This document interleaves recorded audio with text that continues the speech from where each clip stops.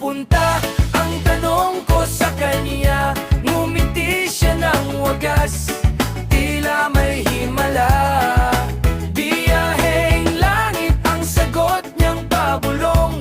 Ako ay nagtulala, sa isip ay nagtanong.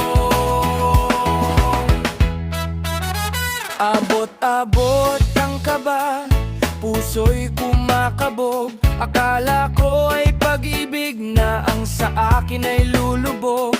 Pero bago bumaba, may hirit siyang matindi. Ikaw na ang magbayad, sabi niya sabay ngiti.